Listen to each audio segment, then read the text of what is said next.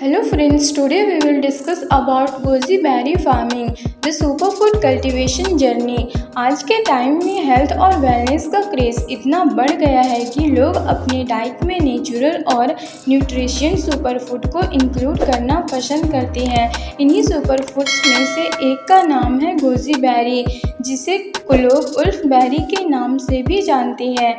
ये छोटी सी लाल बेरी न केवल ट्रेडिशनल चाइनीज़ मेडिसिन में कई सालों से यूज़ हो रही है, बल्कि आज के मॉडर्न लाइफस्टाइल में भी इसकी डिमांड काफ़ी तेज़ी से बढ़ रही है।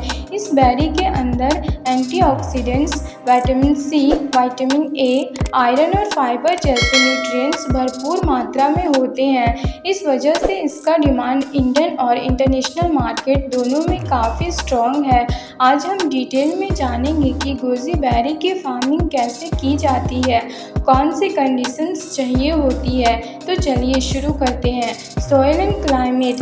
गोजी बेरी फार्मिंग के लिए क्लाइमेट और सॉइल का सही कॉम्बिनेशन होना बहुत ज़रूरी होता है। ये बेरीज ड्राई या सेमी एरिड क्लाइमेट में बेस्ट ग्रो करते हैं, जहाँ फुल सनलाइट मिलती हो। इन्हें वार्म टेम्परेचर पसंद है और 80 degree Celsius to 30 degree Celsius के बीच का मौसम इनके लिए आइडियल होता है। सॉइल की बात करें तो वेल ड्रेन्ड, सैंडी लूम या स्लाइटली अल्कलाइन मिट्टी इनके लिए बेस्ट होती है।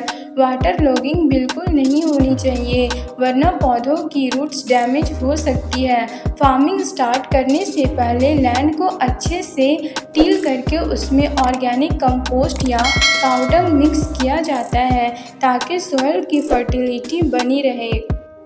Planting process. गोजी बेरीज को दोनों तरह से ग्रो किया जा सकता है, या तो सीड से या कटिंग से, लेकिन कॉमर्शियली कटिंग से फार्मिंग करना ज़्यादा प्रेफर्ड होता है, क्योंकि इससे प्लांट फास्ट ग्रो करता है और हेल्दी यील्ड मिलता है। प्लांटेशन के टाइम हर कटिंग के बीच अराउंड 2 से 3 फीट का डिस्टेंस रखना चाहिए होता है, ताकि पौधों को प्रॉपर स्पेस और न्यूट्रिशन मिल सके। प्लांट लगाने के तुरंत बाद इरिगेशन ज़रूरी होती है। पहली 2 से 3 महीने तक प्लांट्स को स्पेशल केयर चाहिए होती है, जैसे टाइमली वाटरिंग, मल्चिंग और वीड्स हटाना। Care and maintenance. Goji berry plant को मेंटेन करना कंपैरेटिवली इजी होता है, लेकिन उनकी हेल्दी ग्रोथ और हाई क्वालिटी फ्रूट के लिए कुछ बेसिक प्रैक्टिसेस फॉलो करनी पड़ती हैं। रेगुलर इरिगेशन इम्पॉर्टेंट है, स्पेशली जब बेरीज डेवलप हो रही होती है। मल्चिंग का यूज़ करके सॉइल को मॉइस्चर रिटेंटिव और वीड फ्री बनाया जा सकता है। हर सीज़न के बाद बर्निंग भी ज़रूरी होती है, ताकि नए और हेल्दी ब्रांचेस ग्रो हो सके। साथ ही प्लांट्स को ऑर्गेनिक पेस्टिसाइड्स का यूज़ किया जा सकता है। Flowering and fruiting. Goji berry के प्लांट्स जनरली स्प्रिंग के एंड तक फ्लावर करना शुरू करते हैं।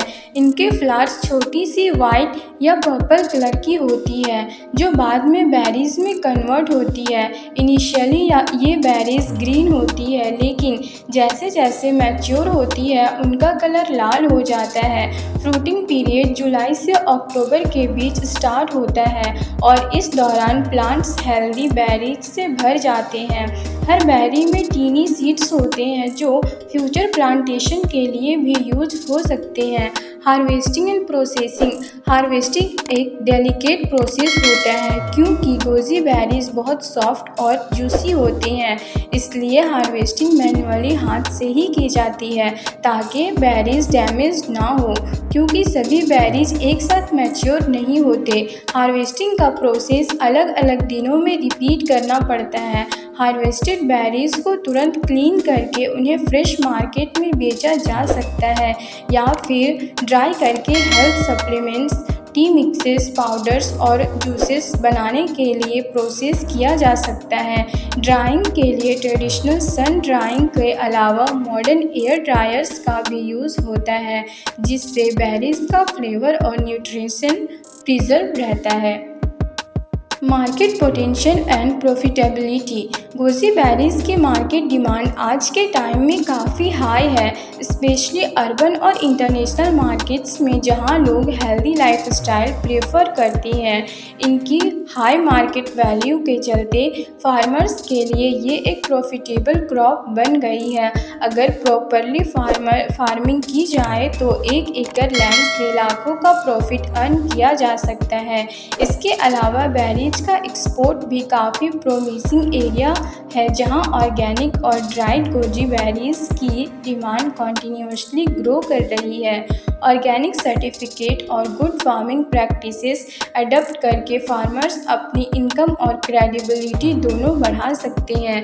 गोजी बेरी फार्मिंग ना सिर्फ एक यूनिक फार्मिंग है, बल्कि इसमें फ्यूचर की काफ़ी पोटेंशियल भी है।